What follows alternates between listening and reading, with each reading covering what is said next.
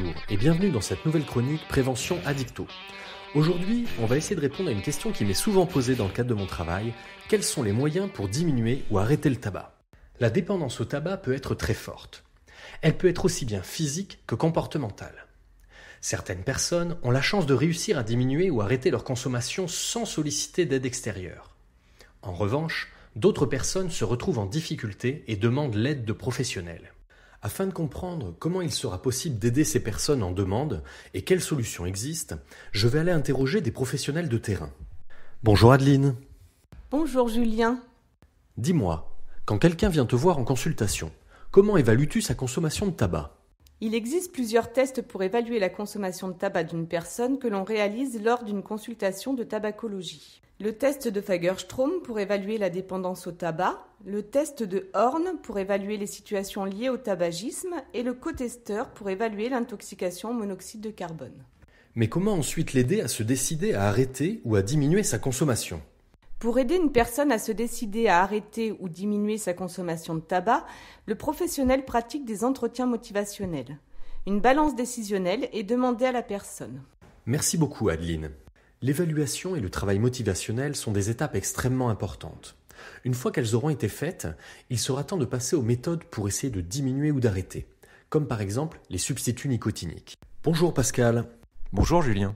Dis-moi Pascal, qu'est-ce qu'un traitement de substitution nicotinique ? Un traitement de substitution nicotinique, Julien, c'est un traitement qui amène aux fumeurs sa nicotine. Et quelle forme existe ? Il existe plusieurs formes, mais je vais te donner les essentiels, à savoir les patchs nicotiniques, les gommes à mâcher et les comprimés que l'on suce. Il existe bien sûr d'autres formes. D'accord, mais où peut-on s'en procurer ? On peut s'en procurer en pharmacie, sur prescription d'un médecin, d'un infirmier, d'un kinésithérapeute, d'un dentiste ou d'une sage-femme. Merci Pascal pour ces précisions. En dehors des substituts nicotiniques, il existe d'autres traitements médicamenteux. Nous allons aller voir Karine pour lui demander des précisions à ce sujet. Bonjour Karine. Bonjour Julien. En dehors des substituts nicotiniques, quels autres médicaments existent pour aider à la diminution ou à l'arrêt du tabac ? Il existe des traitements médicamenteux qui peuvent être prescrits en cas d'échec des traitements de substitution nicotinique. Les plus connus sont la varenicline et le bupropion, qui font l'objet d'une prescription et d'un suivi médical en raison d'effets secondaires. Merci Karine. En dehors des médicaments, il existe des méthodes non médicamenteuses pour accompagner une baisse ou un arrêt du tabac. Nous allons rencontrer Emeline qui va nous parler de l'une d'entre elles. Bonjour Emeline.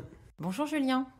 Emeline, en quoi est-ce que la relaxation peut aider à diminuer ou à arrêter sa consommation de tabac ? Les techniques respiratoires ou les méthodes de relaxation simples peuvent vous aider à réduire votre stress et à mieux gérer votre manque de nicotine. Elles peuvent traiter l'anxiété, la nervosité, l'envie de compenser ou les troubles du sommeil par exemple. Un travail sur les sens, et notamment l'odorat et le goût, vous permettra d'apprécier pleinement les effets bénéfiques de la diminution ou de l'arrêt du tabac. Merci Emeline pour ces précisions. Il existe encore d'autres méthodes non médicamenteuses pour accompagner à l'arrêt du tabac, comme l'acupuncture ou l'hypnose. L'important est de choisir à chaque fois celle qui convient le mieux à la personne, et surtout de l'accompagner aussi longtemps que nécessaire. C'est la fin de ce survol rapide des méthodes pour accompagner une personne qui souhaite diminuer ou arrêter sa consommation de tabac. En attendant une prochaine chronique, si vous avez des questions pour vous à titre personnel ou professionnel sur le tabac ou sur toute autre addiction, vous pouvez nous contacter au XAPA Bobillot, 80 rue François Perrin, 87 000 Limoges, au 05 55 34 43 77 ou sur notre site internet centrebobillot.fr. Merci et à bientôt.